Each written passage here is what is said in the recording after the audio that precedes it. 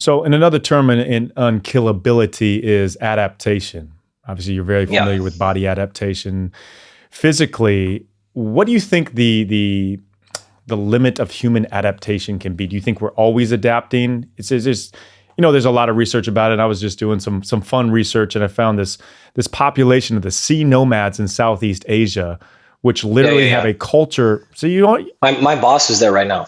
Man, you're one step ahead of me in everything. You already know all of these things. He's literally there right now. That's crazy. Or just was last week or a couple of days ago. Like Yeah. they're normally doing over 100-foot dives. Yeah. Crazy. So do you think every human has that ability to adapt? Is it just pushing through the threshold, or what? What do you think? What can we do to get into more uncomfortable situations without being cliche and saying, "Hey, get uncomfortable," or "Get comfortable with the uncomfortable"? Yeah, the people that I think are the best in the sports psychology world are gonna feel like you're scratching fingernails on a chalkboard if you say get uncomfortable. I hate saying that. Don't worry, man. Yeah, I'm not. No, it's Yeah, way too. Yeah. because clearly you're not uncomfortable anymore. No, exactly. Good point. Yeah. Again, like I can't cross into the psychology of like, are they just being tougher mentally or whatever of that. But from a physiological aspect, I can answer this in a couple of ways. It ties back into resilience as well.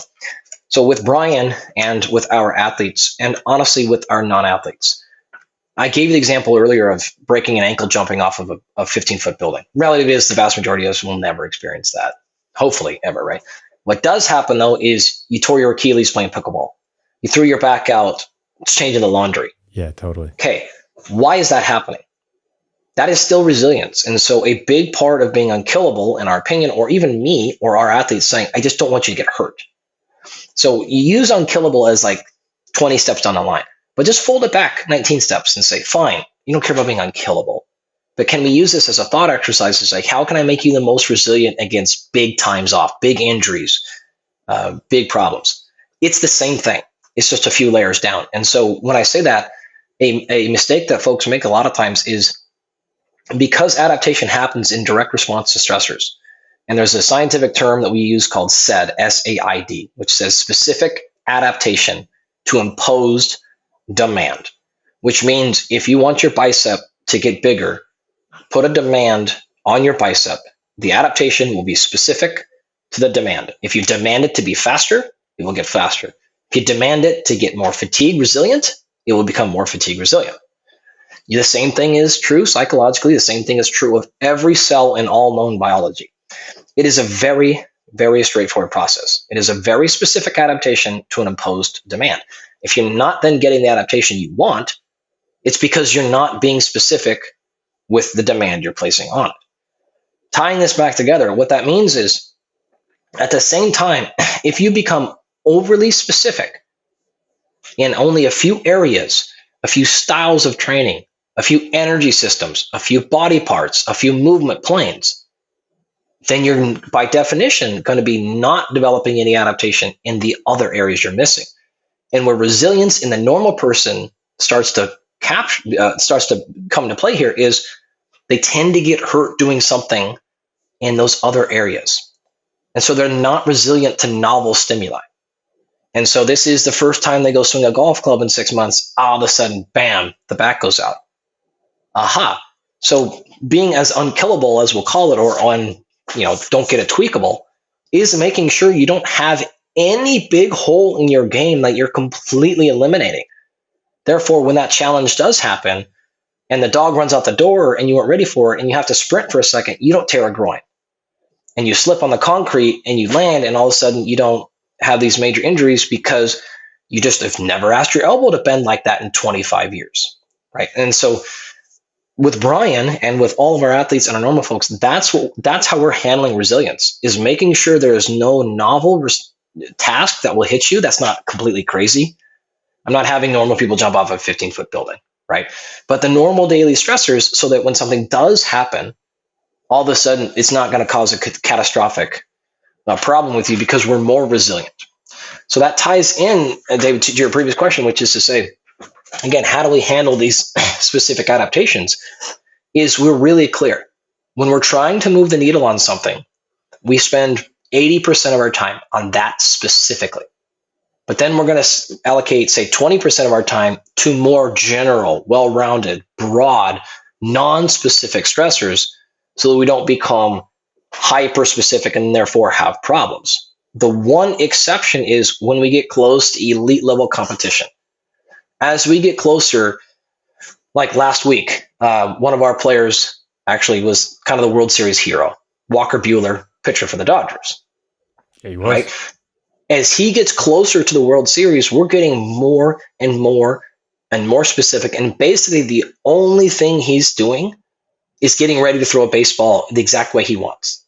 Nothing else is on the table because we want all possible recovery going into that adaptation to get to peak for performance. Right now, he's like, as we're speaking, he's at the parade. He's going to be having some time off. He will go back and we will start and we will be way more general as the offseason starts. And so we do the same thing with our non-athletes is we take them through phases of specificity and general. And so that 80-20 split I gave you will differ. Walker was at 99-1 last week in terms of specific.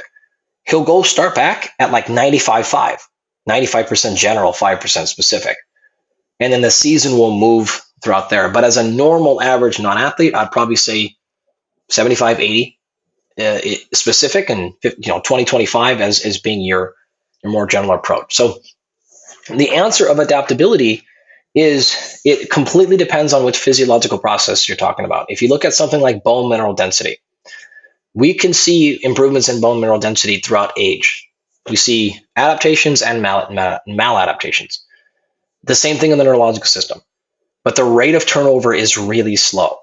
You will not see any appreciable increase in bone mineral density in a normal situation in 6 weeks. But you could absolutely see body fat loss in 6 weeks. You could see strength go up. You could see flexibility change. And so it depends on, are you looking at the immune system, bone, connective tissue? Are you looking at cardiovascular function, VO2 max, testosterone level?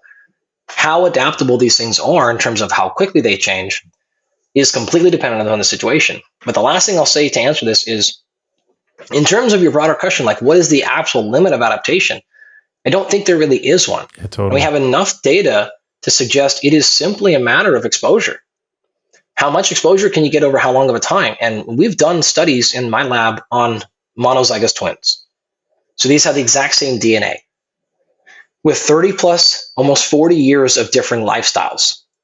And I could give you many examples from those studies, but one of them is their muscle fiber type.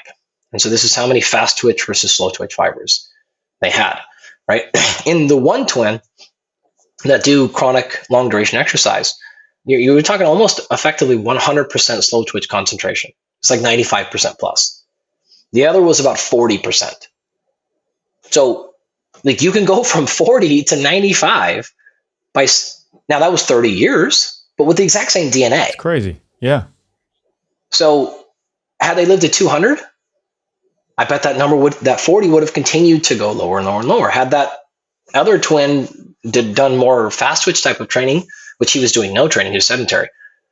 There's no real reason to think eventually it won't get to 100 on one side, 0 on the other, but it is certainly an asymptote, meaning the rate of change happens quickly at the beginning, but as you get closer to the end, then the change happens really, really slow, and so slow in some markers, it probably looks like it's not moving. But that's because you might need a decade or 20 years or 30 years to see an appreciable change. But that doesn't mean it's not technically still adapting.